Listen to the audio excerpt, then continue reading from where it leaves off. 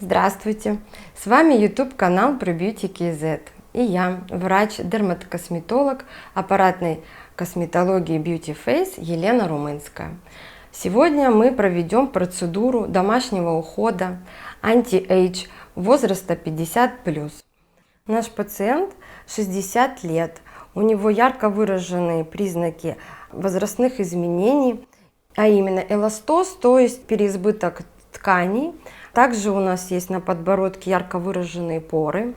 На щеках у нас присутствуют признаки купероза и пигментации. Также мы наблюдаем мимические морщины и асимметрию лица. Мы будем проводить процедуру на препаратах, которые вы можете приобрести самостоятельно или найти аналоги. Итак, начинаем нашу процедуру. Первым делом я возьму бальзам для умывания, именно щербет. Он корейского бренда, именно корейские бренды очень хорошо себя зарекомендовали в гидрофильных маслах и в щербетах. Для чего он нам необходим? Многие женщины сейчас живут в мегаполисах, где большое количество смога, большое количество электромагнитного излучения. Поэтому каждой женщине я рекомендую в вечерний уход добавить демакияж с помощью бальзама либо гидрофильного масла. Это такое очень хорошее очищение, которое деликатно растворит все, что ваша кожа в течение дня, скажем так, на себя приняла, весь этот стресс, смог, пыль, грязь, также еще и тяжелые металлы, присутствующие в воздухе, деликатно размягчит, не повреждая ваши липиды, потому что с возрастом нам очень важно сохранять состояние липидной мантии и состояние увлажнения кожи. Очень хорошего аромата у меня щербет именно из бренда Хемиш. Провожу я это, естественно, массажными движениями, лимфодренажными. Очень хороший аромат.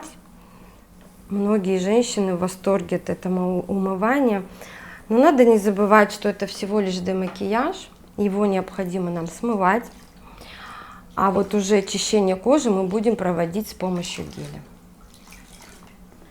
Для умывания я использую специальные тканевые салфетки, именно которые подходят для лица. Есть такие же аналоги, но они в основном для мытья поверхности. Поэтому не брать для мытья поверхности, чтобы не повредить, скажем так, защитную пленку, потому что не предназначены для умывания. Вот, они очень мягкие, одноразовые, вот, и легко убирают остатки средства, которые мы нанесли на кожу.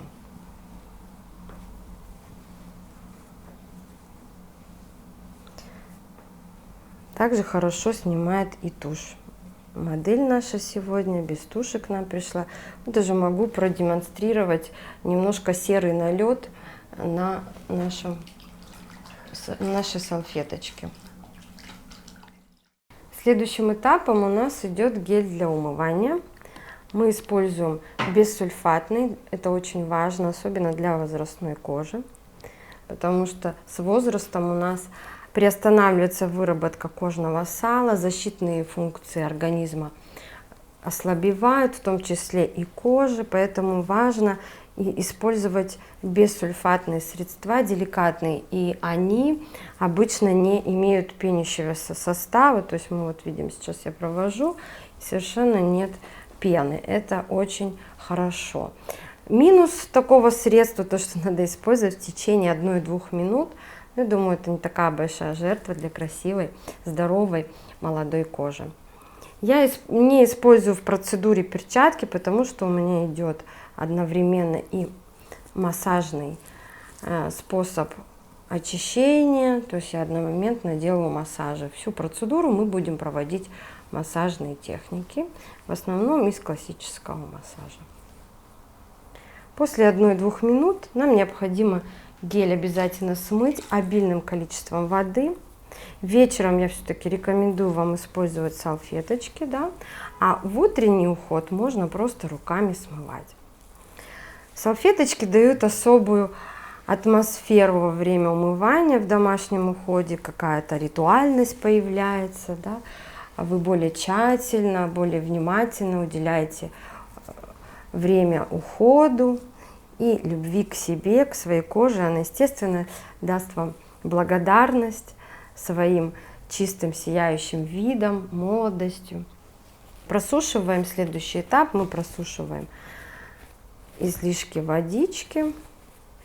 Дальше я буду использовать специализированный крем массажный с эффектом скраба. Скрабы уже давно не актуальны в уходе, особенно возрастной кожи, потому что они имеют определенные скрабирующие частицы, которые создают микротравматизацию, что очень вредно и, скажем так, неэффективно, особенно при коже, склонной к куперозу, чувствительной. Данный крем очень хорошо работает на глубокие слои кожи, потому что он начинает проникать. Сейчас вы это и заметите.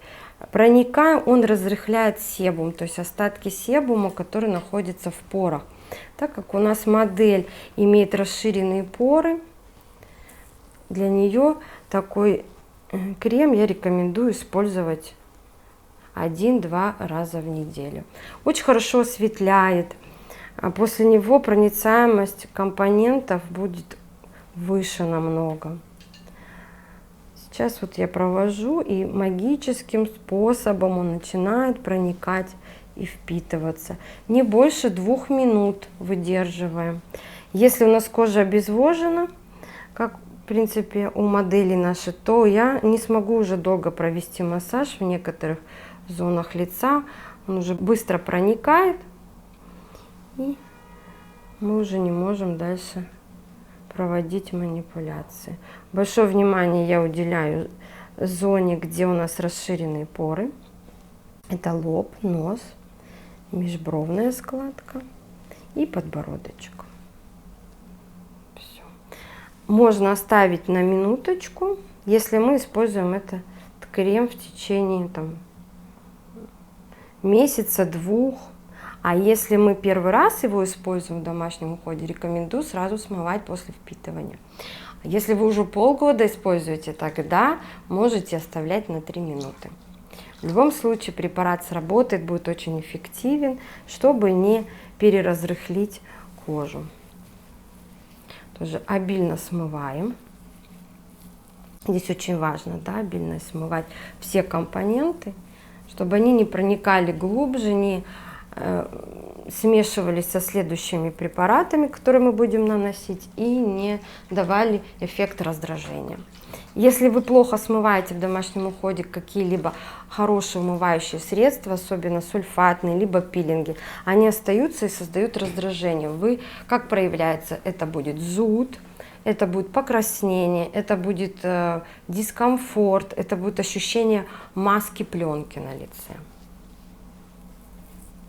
Обильно смываем. Тщательно. После того, как я смываю, я еще проверяю. Сейчас мы просушим кожу, и я проверю, не осталось ли средства на лице. Как проверить? То есть оно может давать некую такую липкость, и не будет ощущения дышащей кожи. Для подсушивания я использую специальные тоненькие салфеточки, да. Не использую грубые.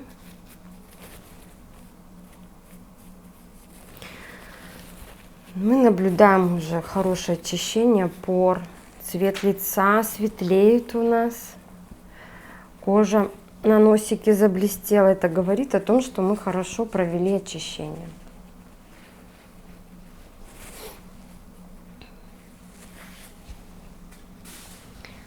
Следующим этапом я буду использовать натуральный пилинг от бренда Космара. В составе содержится салициловая кислота, гликолевая кислота и молочная кислота. pH нейтральный, не сильно агрессивный, то есть домашний уход мы можем использовать. Наношу я ручками. Мне важно чувствовать мою модель. потому что тут еще идет сеанс энерготерапии. Когда мы руками работаем, мы даем особое внимание каждой клеточке, каждому сантиметру на лице. И происходит даже своего рода магическое воздействие на ткани. Они отзываются от тепла рук, и результаты намного лучше, красивее. Пилинг мы оставляем на 3-5 минут в домашних условиях. Гелевые пилинги желательно выбирать pH, чтобы в домашних условиях не более 3 и процент не более 12. Рекомендуется проводить 1 раз в неделю, не чаще. Время экспозиции у нас закончено. Пилинг мы смываем также активно, большим количеством воды. После этого обязательно проверяем на наличие остатков по всему лицу. С возрастом увеличивается время созревания нашей клетки, и пилинги предназначены для того, чтобы сокращать и стимулировать выработку всех клеточных процессов.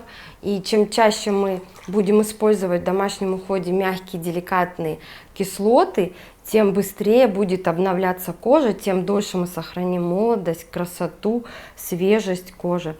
У нас пилинг в составе молочная кислота очень хорошим увлажнителем является. Салициловая кислота очень хорошо сужает поры, контролирует себум, противовоспалительным эффектом обладает. Гликолевая кислота очень хорошо борется с пигментацией, поэтому этот пилинг самый лучший для нашей модели, для того, чтобы побороться с ее признаками старения. Это купероз, расширенные поры, мимические морщины, тусклый цвет лица. Вот, и он будет очень хорошо работать. Также рекомендую настоятельно выбирать и подбирать пилинги с помощью вашего косметолога, согласуя, то есть он вам даст именно домашние пилинги.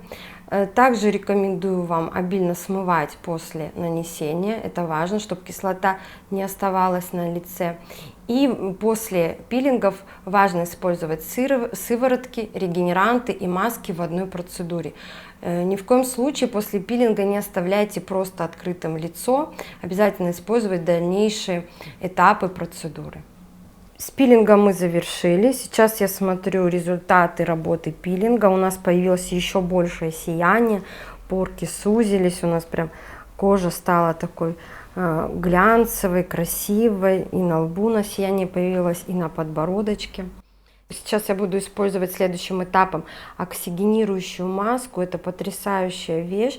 Она предоставит нашей коже еще, появится такой белый здоровый оттенок, и мы напитаем верхние поверхностные сосуды, которые ближе всего находятся к поверхности, и дадим еще больше полезности и вкусности для нашей кожи.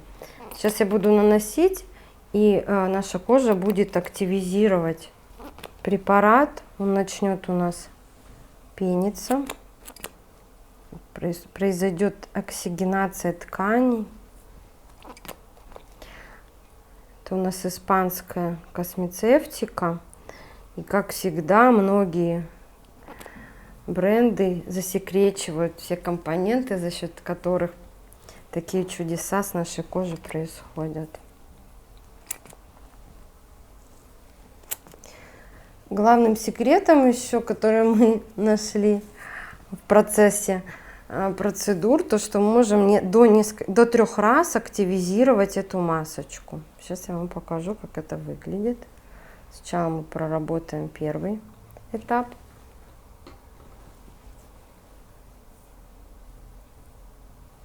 Зону глаз я тоже наношу. Самое главное, не близко к ресничному краю. И чтобы не было активной мимики, да, чтобы препарат не затекал.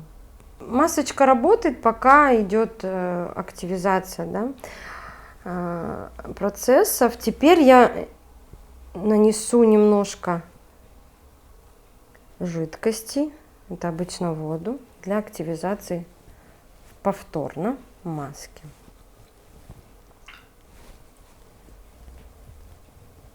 снова начнет у нас работать и может даже интенсивней проявиться. У всех по-разному, зависит от pH кожи.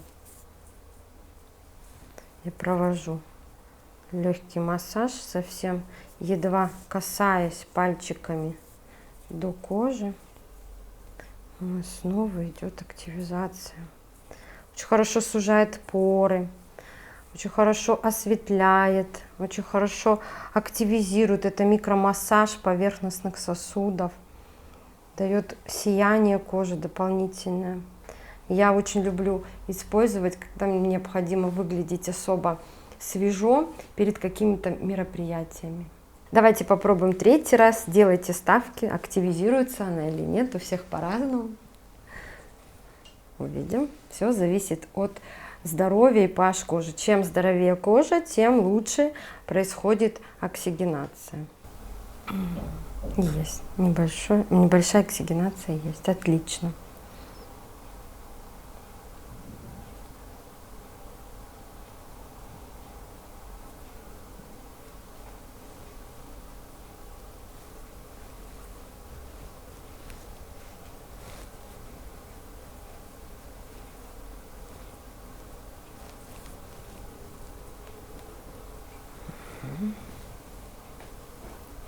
Когда масочка перестает работать, мы уже ее смываем. Тоже обязательно обильно. Я уже взяла новую салфеточку для того, чтобы смыть остатки. После того, как мы смываем каждый препарат, я рекомендую дать время коже подсохнуть, принять все, что было до этого. Не торопиться наслаивать, если мы особенно используем какие-то очищающие средства, очищающие препараты, пилинги. Вот оксигенирующая маска тоже является своего рода пилингом. В составе там лимонная кислота часто присутствует.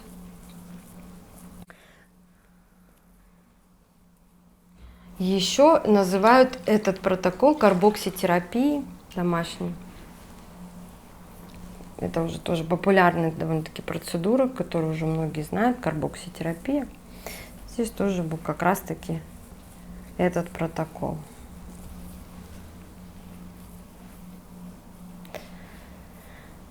На данном этапе мы закончили процесс очищения, глубокого очищения и пилинга кожи.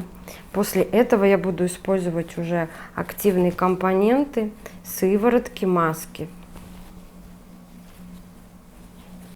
После кислородной маски кожа нашего пациента стала еще более фарфоровой, красивой. Появилось еще больше сияния, еще больше сузились поры, очистились. Следующим этапом я рекомендую использовать нам маску. И это будет маска для лечения купероза. Маска СОС в составе алантаин, который очень хорошо у нас восстанавливает гидролипидную мантию, пептиды, гель алоэ, экстракт ромашки. И также мы добавим пару капель лечебного экстракта ДМ3, который является антимикробным, противовоспалительным, антиаллергическим препаратом, который лечит дерматозы, экземы, то есть незаменимый препарат в лечении каких-то непонятных состояний у кожи. И акне, и дерматозные, и стафилококки, то есть любые проблемы с кожей очень хорошо лечатся экстрактом ДМ3. Он является масляным, чистый концентрат бессмертника, то есть это природный антибиотик. В составе также есть мира, грейпфрутовая косточка, очень хорошо работает. Я сделаю микс. Сначала буду в мисочку накладывать масочку, а в нее добавлю 5 капель масла. Перемешаю, и такой коктейль у нас будет наноситься на нашу кожу тонким слоем, потому что маска очень хорошо работает. Не обязательно ее толстым слоем накладывать, нам не нужно парникового эффекта. Этот парниковый эффект нам создаст дополнительно, чтобы глубже проникли все ценные компоненты и в масле, и в маске. Мы нанесем потом альгинатную маску. Все, обогатили мы нашу масочку. Теперь нам необходимо это все дело перемешать.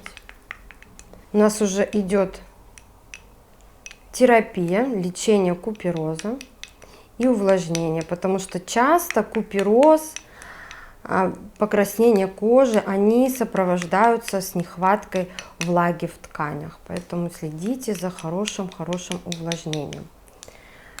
Также и масла тоже являются хорошим удерживателем влаги в тканях. Наношу я нам, впечатывая глубже, проводя нашу масочку в ткани, чтобы она очень хорошо, глубоко проникла. Также можно по ней и массажные делать методики, потому что она чистый алантаин, не щипет, никаких ощущений нет на коже совершенно, наоборот успокаивает. Маскосос еще рекомендуется как нейтрализатор действия кислот, поэтому все, что мы использовали до этого, было немного агрессивно для кожи, но именно вот этими препаратами мы сейчас восстанавливаем и нейтрализуем действие кислот, восстанавливаем кожу, поэтому я вам об этом говорила, что пилинги в домашнем уходе, чисто пилинги без дальнейших восстанавливающих компонентов, препаратов нежелательно использовать. Это будет очень агрессивно и малоэффективно. Потому что после повреждения кожа пытается восстановиться. Она выделяет кожное сало, которое, в принципе, немногие любят, особенно обладательницы жирной кожи.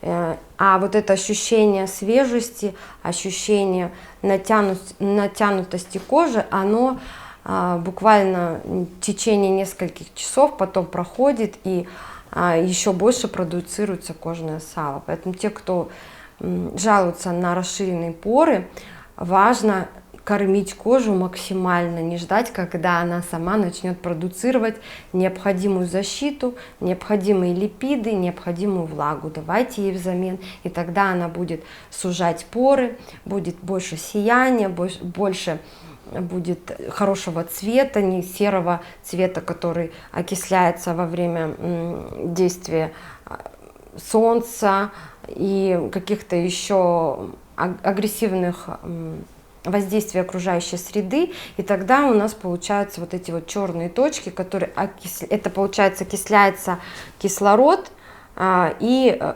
наше кожное сало. Чтобы этого не происходило, вам желательно восполнять необходимую порцию увлажнений и липидов, и тогда меньше будет продуцироваться кожное сало. А выдерживать маски, любые кремовые, желательно в течение 15 минут. Больше 15 не имеет смысла, потому что эффективность масок уже проходит. А если маски быстро засыхают на основе каолина, они могут застывать у вас в течение 3-5 минут, и обратный эффект происходит, они высушивают. Поэтому я рекомендую пользоваться еще опрыскивателем, либо тониками, освежать маску, не давайте ей застывать, чтобы она не вытягивала лишнюю влагу на себя из глубоких слоев кожи, и вы не получали обезвоженность. Время экспозиции маски у нас закончилось, теперь необходимо ее тщательно смыть. Также я использую специальные умывающие салфетки. А вот маски я смываю особым способом. Я сначала почти сухой салфеткой убираю первый слой большими такими круговыми движениями.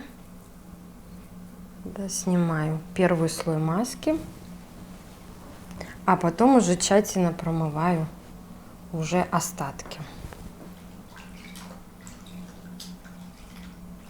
Могу во время снятия кремовой маски дважды сменить салфетку для умывания. Если вы заметили, весь уход, который я вам рекомендую, наносила на область шеи, глаз, и вот маску СОС мы даже наносили на губы. Пилинг тоже можно было использовать на зону губ. Маску уже не так тщательно не получится смыть, потому что кожа уже становится такой богатой, напитанной, нет вот этого скользящего момента. Мы этого и добивались, потому что первым этапом мы использовали средства, которые добиваются скрипа вашего любимого, да, когда кожа такая лоснящаяся, да, а сейчас нам нужно было ее насытить, напитать всем вкусным, полезным. В уходе 50+ обязательно нам нужно использовать в домашнем уходе сыворотки, лосьоны, кремы. Маски я даже рекомендую использовать тем, кто особо любят себя, даже через день будет полезно. Главное сочетать.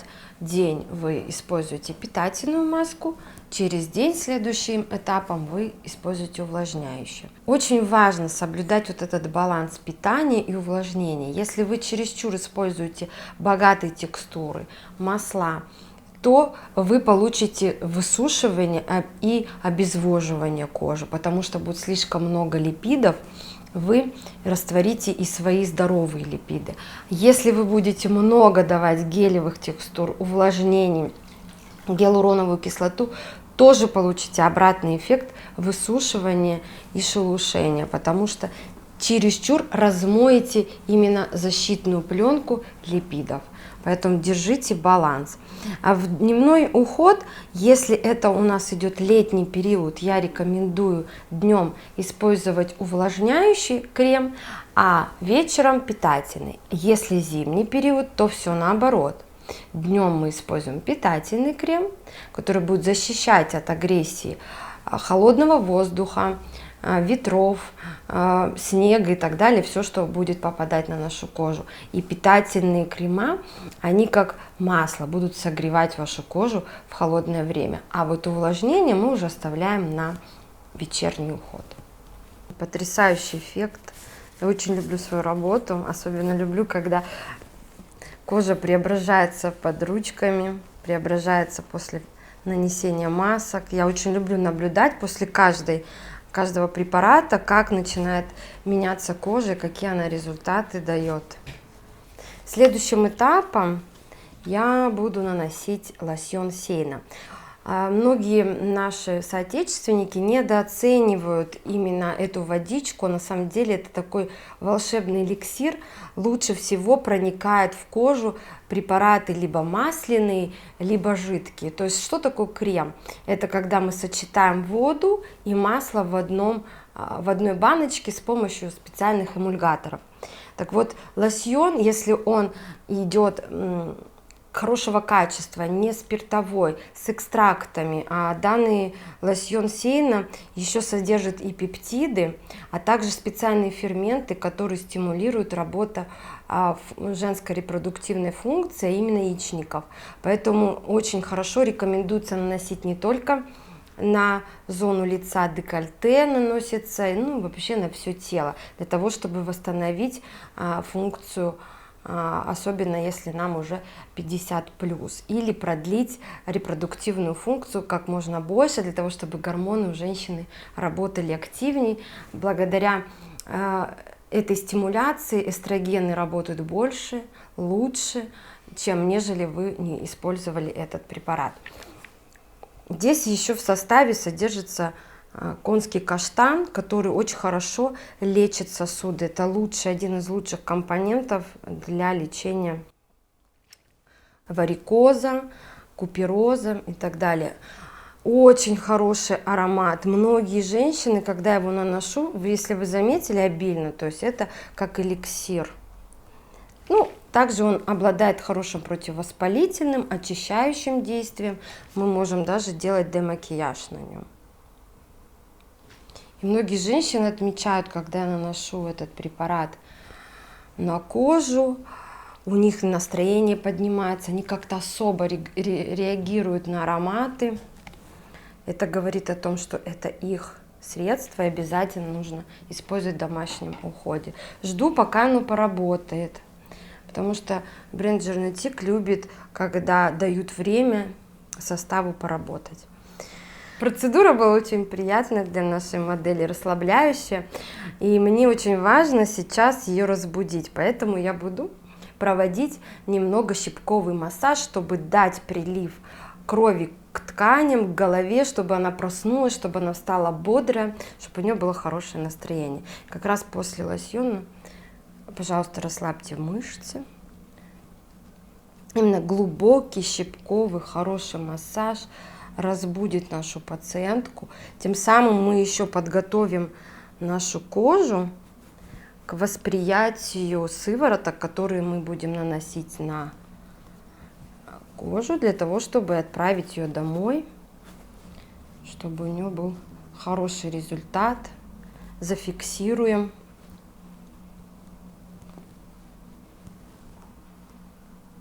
Именно хороший глубокий щипковый массаж, особенно в области лба. Причем щипковый массаж может быть как глубокий, как вот сейчас я защипнула, так и мелкий поверхностный, вот такими небольшими щипками поверх морщин.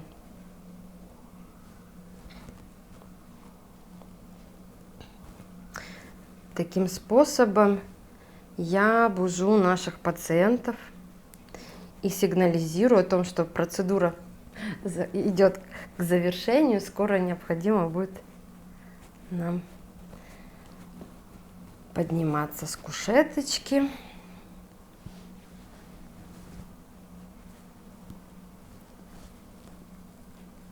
Также можно еще точечный массаж добавить.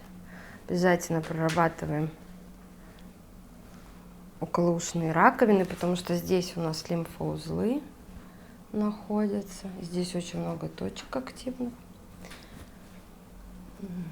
Массаж занимает буквально 5-10 минут.